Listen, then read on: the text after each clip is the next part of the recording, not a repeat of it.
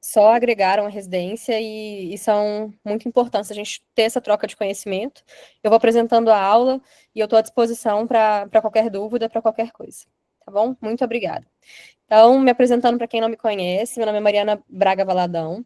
Eu sou pediatra e neurologista pediátrica pelo Hospital das Clínicas da UFMG, mas estou no Odilon Berens, atuando inicialmente como pediatra desde 2020 e estou como neuropediatra desde o ano passado, oficialmente. Então, a gente vai falar hoje sobre a abordagem das crises epilépticas na urgência pediátrica.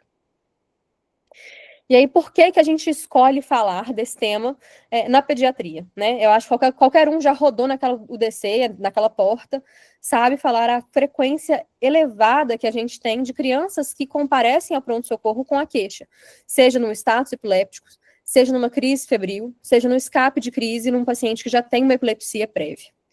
E isso, um dos motivos, tem a ver com a idade maior de incidência de epilepsia, né? A gente sabe que os extremos de vida, por motivos que a gente vai mostrar mais para frente, eles têm uma ocorrência de crises convulsivas maior do que as outras faixas etárias aí dos adultos jovens e dos adultos. Isso tem muito a ver com a etiologia das crises convulsivas, seja pela maior incidência de síndromes epilépticas na faixa etária pediátrica, seja pelas complicações de infecções do sistema nervoso central e de outro tipo de doenças específicas da nossa faixa etária. E aí eu resolvi trazer alguns casos, só para a gente, assim, refrescar a memória de coisas que a gente vê no nosso dia a dia. Então, a gente tem, assim, desde meninos que chegam em status epilépticos, tá? Status tônico-clônicos bilaterais, a gente vai falar um pouquinho desses termos. Então, aqui, menino de 11 anos, previamente rígido, primeira crise afebril da vida, e aí a mãe fala, nossa, de manhã ele endureceu, tremeu o corpinho inteiro, tava babando, fazendo xixi, e ele chega já em crise, ele chega em crise há 10 minutos, então é um paciente já em status epilépticos. A gente também tem aqueles meninos que já têm um histórico de epilepsia, nesse caso, um menino de 1 ano de idade, toxoplasmose congênita, ele tem uma epilepsia estrutural e infecciosa, teve crises no período neonatal, usando um fenobarbital que teve um ajuste já há bastante tempo, provavelmente fora da dose terapêutica, com crises focais, né? Crises com endurecimento de perninha direita sem a responsividade adequada. Temos também meninos que chegam, e isso tem sido muito frequente esse ano, assim, muitos eventos parecidos com o dessa mocinha, febre alta há 3 dias, já em tratamento para sinusite bacteriana, com cefaleia intensa, fotofobia e uma crise focal, né? Pensando aí nas infecções do sistema nervoso central. A gente também pode ter meninas com pacientes com síndromes genéticas levando à epilepsia e levando a escape de crise, como nesse caso, de muitos sustos. Toda vez que a gente fala em sustos nessa faixa etária de bebezinho, a gente tem que pensar na síndrome de West. E, claro, não pode deixar de falar das nossas crises febris. A minha abordagem para essa aula foi de tentar trazer um pouco dessa abordagem geral das crises, não só do status. Quando você fala crise na urgência a gente só pensa status epilépticos. Mas quem está lá no dia a dia sabe que não é só o status que vai chegar. Vai chegar o status, vai chegar os escapes e vai chegar muita crise febril. Crise febril que é um de manejo do pediatra, mas que é bom a gente sempre dar uma relembrada de alguns pontos que são dúvidas frequentes no nosso dia a dia. E aí a primeira coisa mais importante, né, na medicina, a gente sempre tem que valorizar muito a anamnese, exame físico. Então eu gosto de colocar esse slide, o que perguntar? O que vai nos permitir fazer um raciocínio neurológico adequado? Então a gente tem que sempre ver quando que foi o horário dessa crise, quando que ela ocorreu, qual que foi a duração. Esse paciente tem um histórico de epilepsia? Ele tem um histórico de crise febril prévia? Qual que é a história familiar? Esse paciente tem parentes que também têm epilepsia? E eu vou te falar que essa história familiar, ela diz respeito não só a risco de ter novas crises, mas como que a família está lidando com aquele evento, né? Famílias que nunca tiveram a experiência de uma crise na vida, têm isso como uma coisa muito mais traumática, né? Então, isso auxilia até a gente compreender como abordar essa família. Como que essa crise começou? Então, a gente vai ver em relação à classificação dos tipos de crise, a descrição das crises, como que até o ano passado isso definia o nosso tipo de crise, mas que isso caiu esse ano, tá? A gente não considera somente o início da crise, a gente tem que fazer uma abordagem completa. Mas saber como começou a crise, independentemente, é importante. Porque muitos pais chegam só falando assim, estava em crise. Ah, e como é que era a crise? Não, era crise. E ter a descrição dos eventos é essencial para a nossa melhor compreensão, não só de entender o que está acontecendo, mas direcionar melhor a nossa abordagem.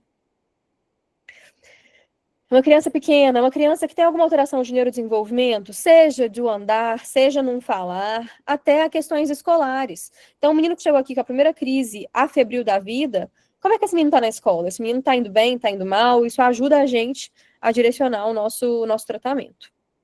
Esse menino tem algum fator de risco perinatal para ele ter algum tipo de lesão cerebral? Tem algum sintoma que venha junto com as crises? Tem um histórico de comorbidades, de internações, de alguma hipóxia prévia, pensando também no risco de lesão cerebral anterior? Existe algum outro tipo de crise que, por não ser tão clássico como a crise tônico-clônica bilateral, possa estar presente na vida dessa criança? Então, a gente vai perguntar ativamente sobre a questão de presença de ausências e de mioclonias, que são pequenos arrancos que a gente pode ter. E aí, falando um pouquinho dessa questão da classificação, que eu acho que é uma coisa que sempre gera dúvida de como que a gente vai descrever isso no nosso prontuário. Até 2017, a partir de 2017, entre 2017 e 2024, essa é a classificação que a gente usava, que é da Liga Internacional de Epilepsia, tá?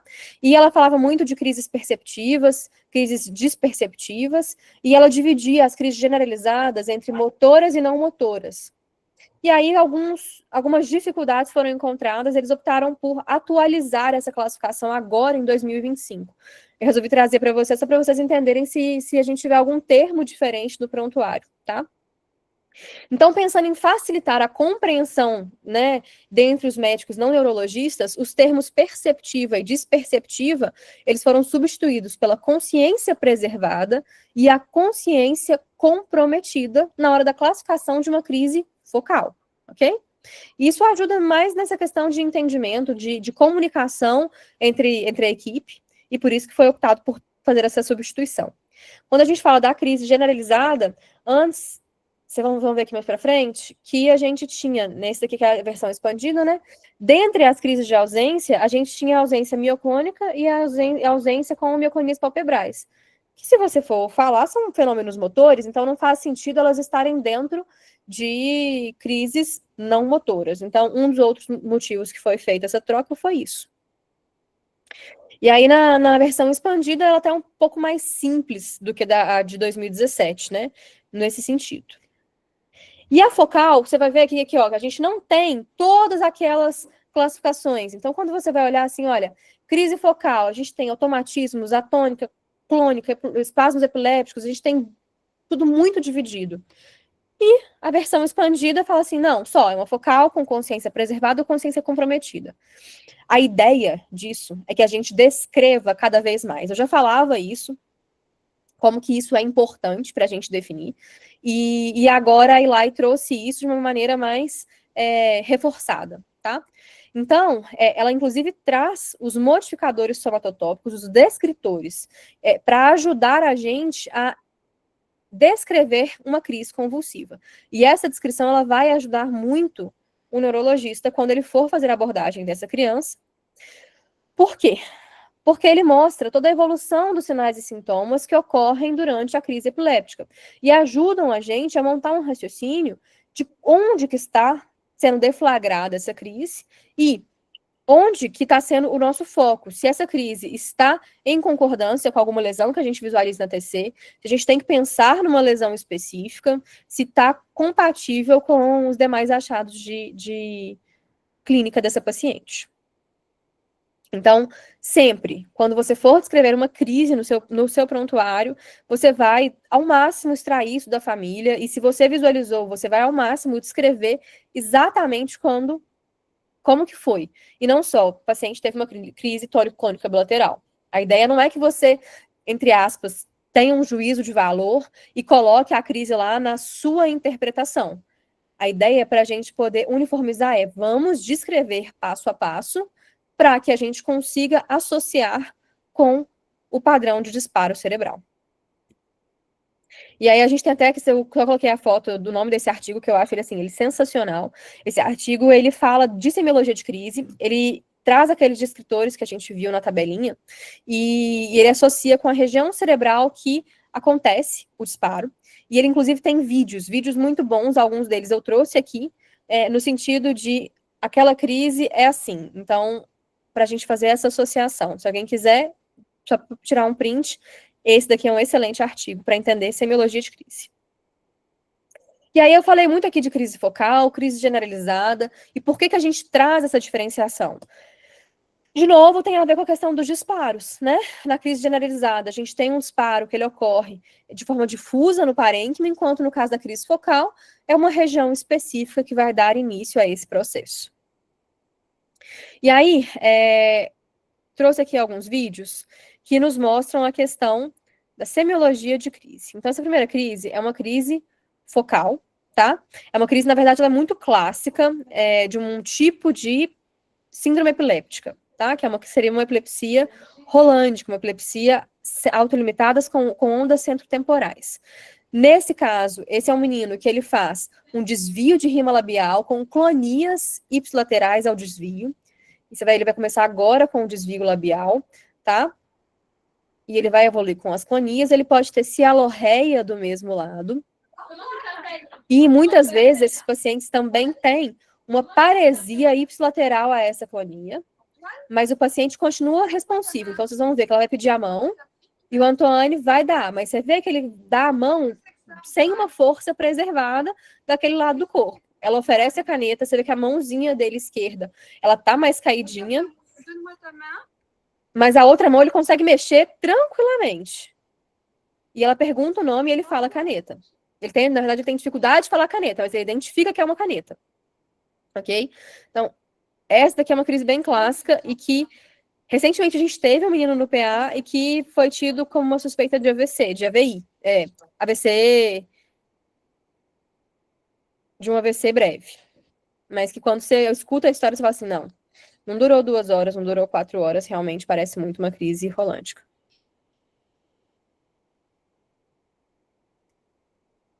E aí, uma outra crise que eu trouxe, que a gente também tem um juízo de valor muito grande, a gente sempre fala, é a nossa clássica crise de ausência, tá? Lembrando que a epilepsia de ausência, ela geralmente são crises depois dos 4 anos de idade, os meninos menores do que isso não fazem as ausências típicas, e é basicamente isso, é uma desconexão temporária, e o menino, ele se perde no mundo, fica com um olhar fixo, dura alguns segundos, e depois ele vai retornar às atividades como se nada tivesse acontecendo.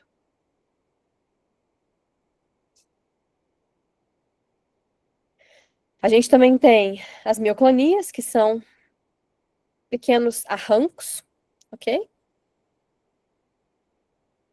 E eu não pude deixar de trazer os espasmos infantis, pensando na sua gravidade, no seu risco. E aí é um bebezinho, tá lá tranquilo, e aí ele faz movimentos de flexão súbita dos membros superiores. Aí vem um. Você vê que ele faz um movimento de extensão, no caso, né? E ele também tem um desvio ocular associado. Aí tem mais um. Só pra gente ver um pouquinho essa questão dos espasmos infantis, que também geram bastante dúvida. E aí eu resolvi trazer mais outros 2 vídeos que não são de crise. A gente resolveu trazer de movimentos anormais. Nesse caso, é um menino com uma síndrome genética com distonia. Ele também faz uns movimentos coreiformes do tronco e dos membros, tá? Você vê que ele tem uma distonia cervical, ele faz essa posição de opstótono com o pescoço, e ele tem esses movimentos anormais no restante do corpinho. Eu quis colocar a distonia, porque também é uma coisa que a gente vê com frequência na pediatria, nos quadros de intoxicação, bastante, né? Então, a gente não pode deixar de lembrar que existem outros tipos de movimentos que parecem crise, mas não são. E lembrar que criança também faz crise não epiléptica, tá? Também faz crise KNEP. as crises não epilépticas psicogênicas. E aí, muito frequente é esse movimento de báscula do quadril. Você vê que não tem nenhuma ritmicidade. Ele vai para, aí dá um susto, aí dá um outro. Ele espumou pela boca. Você vê que é uma espuma que ele coloca para fora e coloca para dentro. O quadril vai para baixo, para cima, para baixo, para cima. Ele abre e fecha o olho. Então, lembrar que crianças também podem fazer isso. Crianças epilépticas também podem fazer crises psicogênicas, ok? Não podemos esquecer. E aí, por que que as crianças têm crises, né? Então, a gente tem as crises por escape, uma paciente que tem uma epilepsia. A gente tem as crises provocadas, que elas ocorrem resultado de um insulto não neurológico, como as crises por hipoglicemia, por intoxicações agudas, por hiponatremia, que não é um insulto cerebral específico, é uma causa metabólica externa que vai levar a essa crise. Temos também as crises sintomáticas agudas, que são as crises que a gente vê nos quadros das meningites bacterianas, dos AVCs em momentos de ictus, e a gente tem as crises sintomáticas crônicas, que são aqueles meninos que têm tido uma lesão cerebral prévia e que agora têm uma lesão, que tem uma crise convulsiva secundária a essa lesão. E a gente também tem as crises febris. Então, pensando nas crises sintomáticas agudas, pensando aí nas etiologias mais frequentes, a gente tem as infecções, as crises por abstinência, isso vale nos adultos, tá? Porque esse artigo, ele considera não só crianças, mas adultos também, por isso que aqui a abstinência entra de uma forma muito intensa. Doença cerebrovascular também, né? E os traumatismos intracranianos. Na infância, a gente vê uma incidência maior de tumores cerebrais, então lembrar disso também. E aí, vamos falar de epilepsia, ok? Só para a gente ter uma ideia do que seria, qual que seria a definição da epilepsia. A definição prática são pelo menos 2 crises não provocadas, ocorrendo no intervalo maior do que 24 horas, ou uma crise não provocada, com um risco de recorrência de pelo menos 60% num período dos próximos 10 anos, ou o diagnóstico de uma síndrome epiléptica. Então, o menino que chega aqui, com aquela crise clássica que eu mostrei para vocês, uma crise, né, do tipo rolante, que a gente já poderia classificar ele como uma criança com epilepsia, porque a crise dele é extremamente clássica e a gente conseguiu classificar dentro de uma síndrome epiléptica. No caso de uma crise não provocada e outras com risco de recorrência, a gente precisaria de ver neuroimagem, a gente precisaria ver exames de eletroencefalograma, ok? E aí as causas são genéticas, infecciosas, metabólicas, imunes, estruturais, infecciosas e até mesmo as de origem desconhecida. E aí eu falei muito de síndrome epilética, só para entender o que seria. Seria um conjunto característico de achados clínicos e de eletroencefalograma, geralmente corroborado por achados etiológicos específicos, sejam eles estruturais, genéticos, metabólicos, imunes e infecciosos. E aí, só para ilustrar, assim, algumas das síndromes epilépticas, a gente consegue ver por essas bolinhas a grande incidência de síndromes epilépticas nessa infância, tá? Principalmente as focais. E as epilepsias do desenvolvimento. Encefalopatias do desenvolvimento. E aí vamos falar um pouquinho de crises febris. As crises febris, elas acontecem numa faixa etária entre 6 meses e 6 anos de idade, habitualmente, tá? Sendo a grande maioria delas as crises simples, 75%, e as crises complexas em 25%. Lembrando que as crises complexas, para a gente poder classificar, elas têm que ter uma temporalidade de mais de 15 minutos. Crises focais e crises que recorreram no período de 24 horas, dentro de 24 horas. Isso classifica a crise como complexa, ok? É muito importante. Essa crise, ela acontece em vigência de febre ou com a febre precedendo ou sucedendo em 24 horas, tá? E não pode haver um insulto intracraniano, não outra causa definida, ou ser um paciente com crises afebris prévias. Então, você chegar para mim e falar assim, Mariana, temos aqui um menino com uma crise febril. Qual que é a história? Então, ele tá agora com 2 anos, mas com 1 ano ele ficou aqui internado porque ele teve 2 crises sem febre, e não realmente foi sem febre, foi comprovado, não tinha nada. Então esse menino não é uma crise febril, né? Esse menino a gente já entraria num pensamento de uma epilepsia mesmo. E aí, o que a gente faz? A propedêutica, o direcionamento da nossa propedêutica é para investigar a causa da febre, ok? Não existe propedêutica específica se a gente estiver pensando em crises febris, principalmente a crise febril simples. No caso de pacientes menores de 12 meses ou com esquema vacinal incompleto, a gente vai ser mais criterioso na hora de indicar uma punção lombar, ok? O eletroencefalograma e a neuroimagem não são indicados de rotina, sendo a neuroimagem indicada no caso de crises complexas de etiologia focal, pensando na possibilidade de uma lesão estrutural, ok? O risco de recorrência de uma crise febril é de 30% para a ocorrência da segunda crise e 9% para a terceira crise, sendo esse risco principalmente nas crianças que tiveram crises menores do que 15 ou 18 meses, de acordo com a fonte que você avalia. A duração da febre menor do que 1 hora, pensando que assim, se ele começou a ter uma crise com uma febre menos de 1 hora, a chance da gente não identificar essa febre é maior. E história familiar em parentes de primeiro grau apenas, ok? E eu coloco esse risco de recorrência para a gente, um dos fatores para a gente tranquilizar. É claro que não existem também lesões cerebrais associadas, não existe um risco de déficit cognitivo associado a crises febris. E essas são coisas muito importantes da gente falar, porque são poucas as coisas que um pai e uma mãe vê que são mais assustadoras no momento do que ver um filho convulsionando. Então, é um evento extremamente traumatizante. Os pais, algumas vezes, vão insistir para que haja algum tipo de, vamos colocar assim, seguro. Então, por favor, me dê a segurança de que eu não vou ver isso nunca mais na minha vida. Nem sempre a gente vai conseguir falar isso. Nem sempre a gente vai conseguir dar esse conforto para o pai, essa segurança. O que a gente pode falar tem chance de acontecer de novo? Tem chance de acontecer de novo, sim. Mas isso vai levar algum prejuízo para o seu filho? Provavelmente não. Então, por isso, e a gente dar medicamentos profiláticos vai levar a algum benefício? Vai conseguir trazer uma prevenção de crises que vai beneficiar a sua criança acima dos malefícios do uso de um medicamento, né, para o sistema nervoso central? Na grande maioria das vezes, não. Então, essa indicação de profilaxia para a crise, ela não é feita de rotina. É claro que caso a caso, né, é avaliado. Então, a gente tem pacientes que teve um status febril, que foi um caso mais reservado, uma duração maior de crise, e a gente tem que ir avaliando. E aí, aproveitando que eu falei do status epilépticos, o status febril, vamos falar um pouquinho da abordagem dos status epilépticos. Então, o que a gente considera?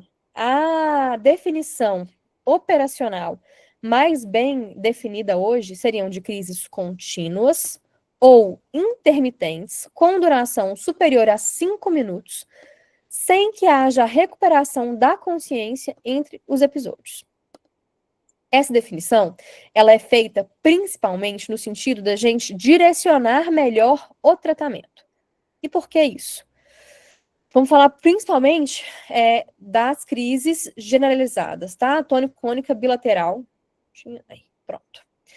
No caso desse A aqui, que são as crises generalizadas tônico-clônicas bilaterais, são 70% dos estados da infância. E aí você consegue ver esse T1, esse T2, o que são esses tempos?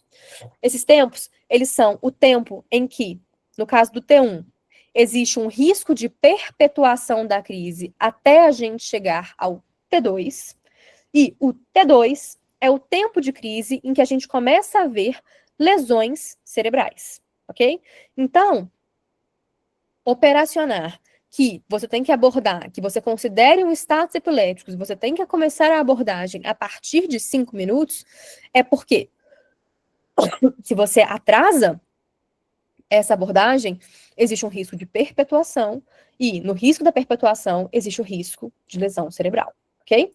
Quando a gente fala de status focal e de status de ausência, esse tempo, ele é diferente. No caso do status focal, o T1, ele é de 10 minutos, e o T2 coloca-se como 60, apesar de não ser tão bem estabelecido quanto no caso das crises generalizadas, ok? E no caso do status de ausência, esse tempo ele é totalmente indefinido. E aí, importante a gente sempre lembrar que não é porque você não está vendo a crise que a crise não está acontecendo, tá? Isso é só uma ilustração de um eletro de estado de mal, eletrográfico. A avaliação desse eletro é extremamente criteriosa, tem que ser feita por um neurofisiologista, tem critérios específicos que definem o estado de mal eletrográfico, tá? Esbarrando aí agora em questões que fogem um pouco do nosso controle. Nem sempre a gente vai ter um eletro disponível, tá? Um eletro fácil. Pensando, inclusive, em bebês pequenos, bebês de 1 mês de idade, bebês na neonatologia, a disponibilidade desse eletro, ela é total. Então, nem sempre a gente vai viver o mundo ideal em que a gente vai guiar o tratamento de um status epiléptico com o uso de eletroencefalograma. Mas vocês vão ver que essa indicação de pacientes que tiveram um status, que estão em uso de medicações contínuas para controle de crises, a gente deveria fazer isso em 100% das vezes, inclusive com monitorização contínua. Então, como que a gente vai fazer a abordagem do status epilépticos? Sempre, uma urgência na pediatria, a gente vai começar pelo ABC, tá? A gente faz a avaliação inicial, a gente faz a monitorização cardíaca, a monitorização de pressão arterial, oximetria de pulso. E a dextro, a avaliação de glicemia é extremamente importante. E esse fluxograma, ele é do Tratado de Neurologia Infantil, do pessoal lá da USP. E eles colocam assim, se você não sabe a glicemia, você não tem como medir a glicemia, faça a glicose. É melhor que você faça a glicose, que você não corra esse risco. Diferentes literaturas, então eu tenho o tratado, que ele é lá de São Paulo, né, os autores, e eu tenho aqui o livro que foi feito aqui em Minas, com o pessoal daqui de Minas, que é o Epilepsia na Infância, e no de São Paulo eles colocam o diazepam como primeira escolha, e no daqui de Minas a gente coloca, de fato, o midazolam como a primeira escolha. Protocolos internacionais colocam o benzodiazepínico como de primeira escolha o lorazepam, mas a gente não tem ele disponível, e alguns artigos eles colocam o midazolam intramuscular como superior ao lorazepam endovenoso. Também pelo fato de conseguir ser feito rápido, sem a necessidade de um acesso venoso, tá? Isso é muito importante. A falta do acesso venoso não impede que seja tratado os status epilépticos. E o atraso no tratamento dos status epilépticos, ele é extremamente danoso. Então, por favor, não atrase só porque não tem o acesso. Ok? Então, lembrando, a primeira abordagem é sempre um benzodiazepínico. Isso nós estamos falando em pacientes pediátricos, tá? O único paciente que não vai entrar nesse fluxograma é o paciente neonato, que é um fluxograma diferente. E aí a gente pode repetir esse benzodiazepínico em até 3 vezes a cada 5 minutos e reavaliar se existe ou não um controle das crises. A indicação é de que, mesmo que você tenha um controle de crises, seja feito um medicamento de crise endovenoso, tá? E a exceção seria no caso das crises febris controladas. Eu acho que isso é uma coisa que a gente pode discutir caso a caso, né? Claro que aquele menino que chegou, que você abortou com 5 minutos, então assim, ó, deu 5 minutos, fizemos um benzodiazepínico, no primeiro benzodiazepínico ele já ficou bem, será que ele precisa de fato de uma fenitoína? Né? A gente tem essa operação, né? Esse conceito de 5 minutos para nos ajudar a tratar de uma forma mais adequada. Mas talvez a gente não precise de fazer um FAQ endovenoso nessas situações específicas. A indicação de primeira escolha é a fenitoína, 15 a 20 miligramas por quilo, endovenoso, com o uso de solução salina, não usar soluções glicosadas para não precipitar, de preferência em bomba de seringa ou em infusão com seringa, infusão de 1 miligrama por quilo por minuto, podendo recorrer com essa dose, chegando no máximo de 30 miligramas por quilo após 15 minutos, ok? A fenitoína continua sendo a nossa primeira escolha pela sua disponibilidade no nosso país, tá? E por um perfil de segurança bom. Importante, a fenitoína ela pode levar à hipotensão e a arritmias cardíacas. Já vivenciei isso, inclusive, aí no pronto-socorro, uma meningite grave que estava também com uma hipocalcemia importante. Na hora da infusão da fenitoína, ele evoluiu com uma nova PCR, já era a terceira PCR desse paciente. Então, lembrar da monitorização cardíaca, ok? Se não houver o controle das crises, a gente vai para o nosso segundo medicamento anticrise endovenoso, que, na nossa realidade, é o fenobarbital, tá? E aí a gente pode chegar até uma dose máxima de 30 miligramas por quilo no paciente pediátrico, 40 miligramas por quilo no paciente neonato. Dose inicial do livro de São Paulo coloca como 20, a gente tem o hábito de usar a dose inicial de 10 miligramas por quilo no caso do fenobarbital. Temos outras opções de medicação, tá? De disponibilidade endovenosa que poderiam ser feitos, valproato de sódio, que a gente não tem no nosso serviço, e o levetiracetam venoso, que chegou no ano passado, o Antara, que é uma medicação maravilhosa, mas que a gente ainda não tem disponível também, mas que eu espero que tenha no futuro. E aí, falando um pouco mais de estados de mal refratário, aí já teria indicação de internação em UTI, né? Mas lembrar que a nossa primeira escolha, no caso de sedanalgesia, seria o midazolam, tá bom? Que a gente pode chegar até a dose de 20 microgramas por quilo por minuto, saindo aí de 1 até 20. E aí, as outras condutas já seriam em ambiente de UTI, eles fogem um pouco do escopo dessa aula, mas a gente tem outras possibilidades de abordagem nesses status super refratários, ok? No caso, a gente coloca aqui, todos os fluxogramas colocam o tiopental, o pentobarbital e o propofol como de igual eficácia. Sim, todos eles têm a mesma eficácia. Agora, quando a gente pensa na infância, o midazolam tem o melhor perfil de segurança, maior disponibilidade, é por isso que, então, que ele é a nossa primeira escolha sempre. E aí chegou um paciente com uma crise convulsiva, com um escape de crise, com estados epiléticos. O que nós vamos pedir de exames de propedêutica? Falei com vocês lá no início que a gente tem que sempre perguntar, né? Tem que sempre ver a nossa anamnese. E a gente vai guiar muito a nossa propedêutica a partir daí. Um rastreio infeccioso, um rastreio metabólico.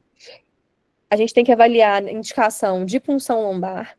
Um status epiléptico sem etiologia definida, a gente tem que fazer o exame de punção lombar, ok? Depois de uma tomografia.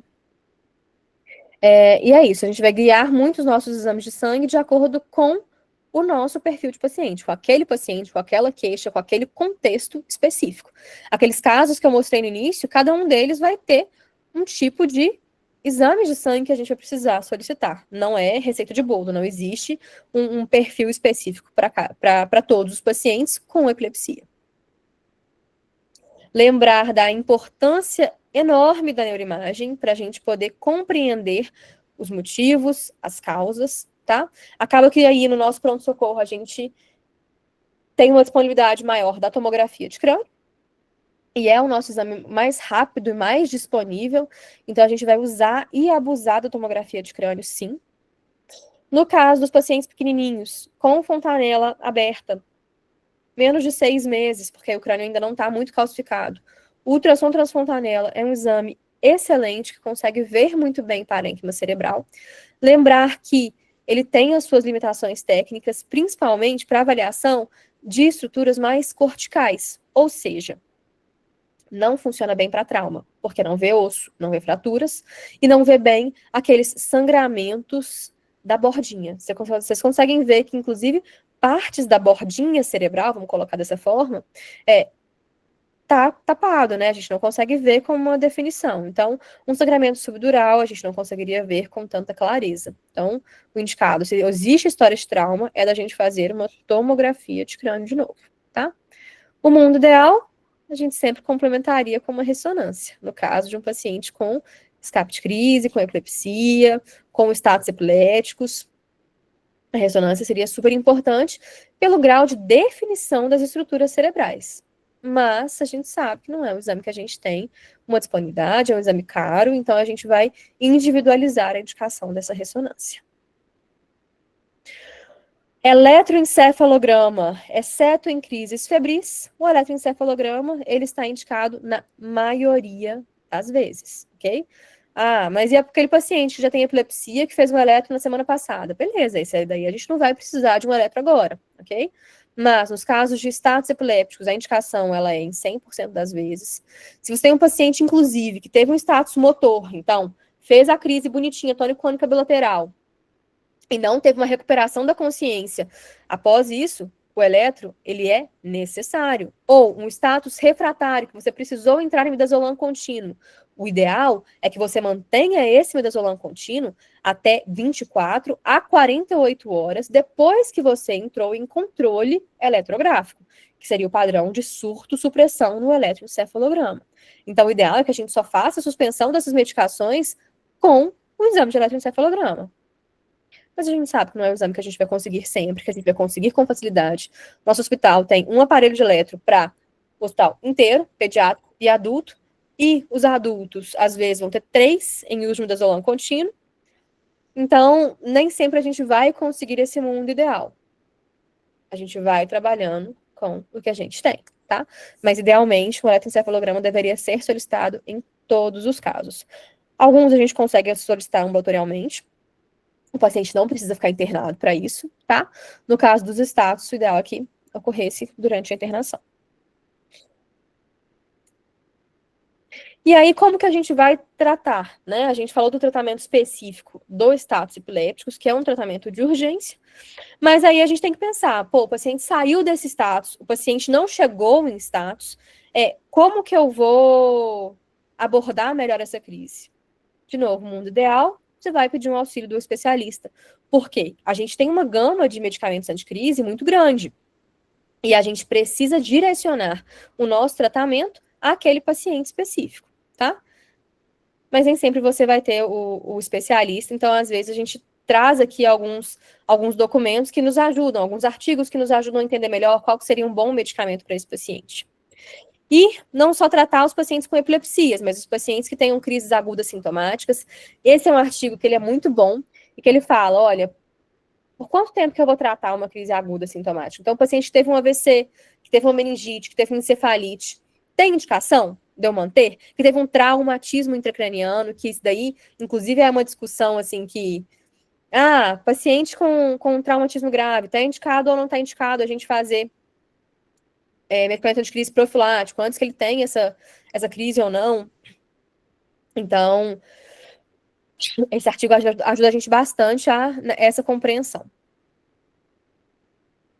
E aí, a Eli, ela tem esse documento, que eu acho ele muito legal, no sentido de ajudar a gente a pensar um pouco em qual medicamento anticrise a gente vai escolher, tá? Então, ela coloca aqui o tipo de crise, quais seriam a primeira, a segunda e a terceira linha de tratamento para esse tipo de crise específico. E coloca também comorbidades que poderiam indicar mais ou menos algum tipo específico de medicamento. Então, é um bom documento para auxílio na hora da nossa escolha. Eu vou estar sempre disponível no WhatsApp, todo mundo sabe disso, para auxiliar quando for necessário nesse tipo de decisão. E sempre que a gente estiver lá no pronto-socorro também, a gente vai e discute por que eu comecei um ácido valproico, por que eu comecei uma carbamazepina para aquele paciente, que são os medicamentos mais utilizados de rotina, tá? Eu tentei fazer uma abordagem mais geral aqui nessa aula, tentar trazer as situações mais frequentes, tentar dar uma resumida. E agora, assim, qualquer dúvida que vocês tiverem, vocês podem ir perguntando. Mari, muito obrigada. De novo, sensacional. Se você quiser parar a gravação para a gente começar as perguntas? Pode deixar. Pessoal, vamos abrir então para perguntas, tá? Eu estou no celular, então vou precisar de uma ajuda aí se